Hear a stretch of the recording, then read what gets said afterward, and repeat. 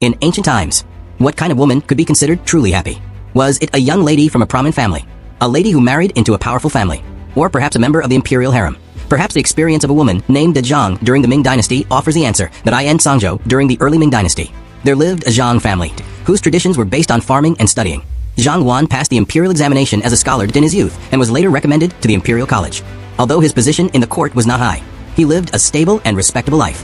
While not wealthy, his family lived a prosperous and peaceful life. That year, Zhang Wan and his wife welcomed a daughter, carefully nurtured by her parents. The daughter grew up to be dignified and intelligent, and was subsequently selected for a selection by the imperial court. Her exceptional demeanor caught the attention of Emperor Zhu Jianxin, who, believing her to be a motherly figure, betrothed her to Crown Prince Zhu Yutang de Zhang's father, that was a low-ranking official. Yet his daughter became the Crown Prince's principal wife, that a truly sudden and dramatic change of fate, a meteoric rise to prominence. When she first entered the Eastern Palace, the palace maids all declared her exceptionally fortunate, saying that if she married the Crown Prince, she would one day become the mother of the regent. However, the year after her arrival, Zhu Jianxin suddenly fell seriously ill and passed away. Suddenly, everyone was unsure whether to admire Zhang's extraordinary destiny or to praise her for her good fortune in bringing prosperity to her husband. She went from being the daughter of an ordinary official to the Crown Prince's wife in a flash, and a year later, she ascended the throne with her husband and was directly named Empress. Many would struggle their entire lives to reach this position, but Zhang reached the pinnacle in just 1 year, her ascension unprecedented in its speed. Zhu Yutang had never anticipated that he would inherit the throne the year after their marriage. However, at this point, Zhu Yutang had yet to display the deeply affectionate image of a man who would later express a single love. His marriage was arranged by his father, and he and Zhang had never met before, leaving no emotional connection. Upon ascending the throne, his first thought was to expand his harem, as it was common for emperors to take concubines. Unexpectedly, this move was met with unanimous opposition from the court officials. It was customary for the emperor to take concubines, and ministers could have multiple wives. Furthermore, since the emperor only had one empress, choosing a concubine was a natural choice. Why did the court officials so strongly dissuade him? Zhu Jianxin had recently passed away, and the custom of mourning for 3 years was still in place. As the ruler of the country, taking a concubine at a time when a late emperor's mausoleum that was still unfinished was inappropriate. Seeing the officials submitting petitions, Zhu Yutang, unwilling to insist on his own opinion, abandoned the proposal. Since he already had empress, he might as well spend time together and cultivate their friendship. For the next 3 years, he and Zhang spent every day together, their relationship growing deeper.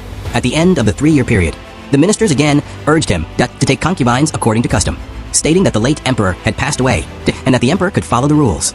Unexpectedly, the emperor flatly refused, stating that he already had a true love and no further selection was necessary. Over time, the court officials realized a more serious problem. This monarch was a rare and devoted man, determined to remain with his empress for the rest of his life. Concerns mounted if the empress was frail and unable to bear children. Would the imperial bloodline be cut short? Thus, the ministers began a relentless campaign of persuasion. At every court meeting or memorial, they took turns emphasizing the importance of having children. From Emperor Wu of Han's appointment of Wei Zifu as empress to strengthen the country's foundation, to Emperor Ai of Han's childlessness leading to the fall of the imperial line, to Emperor Xianzong of Tang's lack of an heir, and the political turmoil that followed. The ministers cited classic texts and emphasized the urgency of preserving the ancestral temple. After persistent persuasion, Zhu Yutang finally relented and expressed his willingness to consider having children, misreeling that the emperor would take on a large number of concubines. The ministers recommended women of marriageable age from their families, hoping to add a child to the royal family. Unexpectedly, Emperor Xiaozong of Ming did not remarry, and soon after, the empress gave birth to their first child. This unexpected development astonished the ministers. It turned out that the empress's previous childlessness was not due to infertility, but rather the emperor, unable to bear the pain of childbirth, had postponed the birth out of compassion. Only then did everyone realize the depth of the emperor's heart. With the heir appointed, the court found peace. However, concerns soon resurfaced. After the birth of 2 sons and a daughter, the emperor resolutely refused to allow the empress to conceive again. Of these 3 children, only 1 survived. The others tragically died young. The infant mortality rate among imperial children was already high during the Ming Dynasty, and monarchs were often advised to have more children to mitigate the consequences. For example, Zhu Yotang's father, Zhu Jianxin, favored consort Wan, leading to the deaths of several other princes. Zhu Yutang, however, was secretly raised by palace maids from a young age, and his identity was not confirmed until he was older, making him the only surviving prince.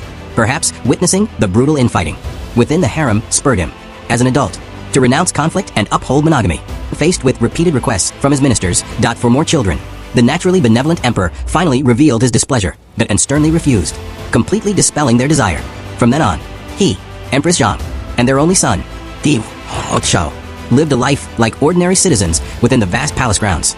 He doted on Zhang, constantly promoting members of her family, even to the point of causing discontent among court officials. However, even if they had complaints, they found it difficult to speak up.